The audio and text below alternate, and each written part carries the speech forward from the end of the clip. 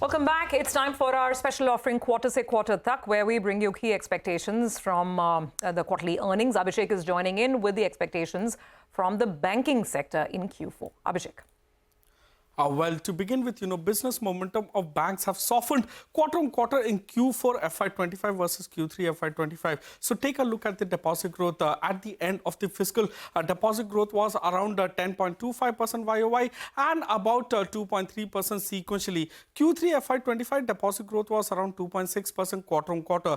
Now, advances growth rate have softened to 11% YOY and about 2.3% quarter on quarter as of FY25. Loan growth, however, continues to remain higher than deposit growth rate. So this compares to a growth rate that you saw of 11.2% YOY and about 3.6% quarter on quarter in Q3 FY25. So business growth rate of lenders have softened at a time when interest rates on liability side is at the peak or of the businesses at the peak. Hence, we can now see the beginning of cyclical pressure on net interest margin of lenders. Now, analysts do estimate that the net interest income growth to be sluggish in this quarter, especially for PSU banks. Now, PSU banks have largely raised deposits as a higher cost, while their loan growth is lower than the industry levels, is what analysts estimate. Credit deposit ratio, as a resultant of higher loan growth than deposit growth, the industry has witnessed or seen a credit deposit ratio at an all-time high of 80.8%, which reflects a more aggressive lending stance from the lenders. Now, this augurs well for some of the lenders to maintain their net interest margin at healthy levels if they are able to curtail their slippages. Now, credit cost for this quarter, certain sectors, especially those with unsecured lending like microfinance, are expected to face higher credit costs in Q4 FY25. Slippages for the banks could be on the higher side quarter on quarter, which could lead to higher provisioning requirement and thereby impact the earning capability of the lenders. Now, with respect to asset quality, while asset quality is generally stable, concerns will remain around the unsecured lending portfolio of lenders, which are expected to witness continued deterioration like they did in the previous quarters. So, analysts do estimate higher slippages for the banking sector in Q4 FY25 versus Q3 FY25. With respect to earnings outlook, overall, the earnings are expected to remain weak, particularly for PSU banks, largely due to lower net interest income growth as well as lower treasury gains for some of the lenders. Higher credit costs can be seen for some of the lenders, thereby impacting their earnings momentum. Overall, earnings are expected to see weak momentum for the banking sector in Q4 FY25. Now, we do have some of the key estimates from Kotak Securities. For SDFC Bank, they are expecting NII growth to be about 8% YOY, while PAT growth to be about 5% on a YOY basis. For ICICI Bank, the NII growth is expected to be at 8% YOY, while the PAT growth also to be at 8% YOY. For Axis Bank, Kotak Securities estimates NII growth of just 4% YOY, while profits can decline 7% YOY. For SBI, they are estimating NII to decline by 2% YOY, while PAT can decline by as much as 43% YOY and more than 30% quarter on quarter. For Bank of Baroda, Kotak Securities estimates NII to decline by 3% YOY, while PAT to decline by 16% on a YOY basis. Back to you. Okay, all right, Abhishek, thank you very much for that. So getting set for the Q4 financial earnings season. To talk about this, we've got Santanu, Chakrabarti, India analyst at BFSI at BNP Paribas joining in. Santanu, great to have you on. It's all eyes on financials. All hopes are now resting on big banks and NBFCs in the market, and we're seeing that in stock prices as well, right?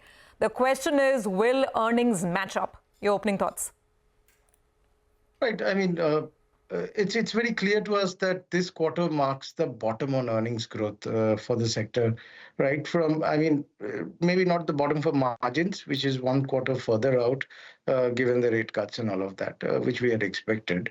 But earnings growth from here on out by the middle of the next financial year is supposed to reach from negative territory into mid-teens.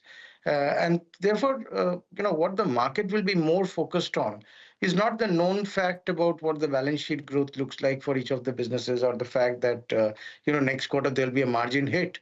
I think investors will focus a lot on what's happening on the growth outlook front. And this especially becomes salient in the context of the liquidity support that the RBI has been providing. And if RBI was to be backstopping all liquidity impact of foreign selling, then from that onwards, we would expect some acceleration in both loan growth and also commensurately deposit growth, because if money is not leaving the system by means of current or capital account, then every rupee of credit growth will translate into a rupee of deposit growth.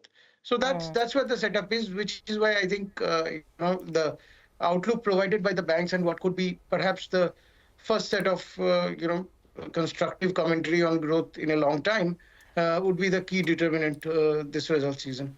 So to put that in some broad numbers, Santanu, let's say if I decide or anyone decides to buy large cap banks as of now, and I'm talking not Q4, I'm saying FY26, what is the kind of growth in the book that one would be buying at current prices?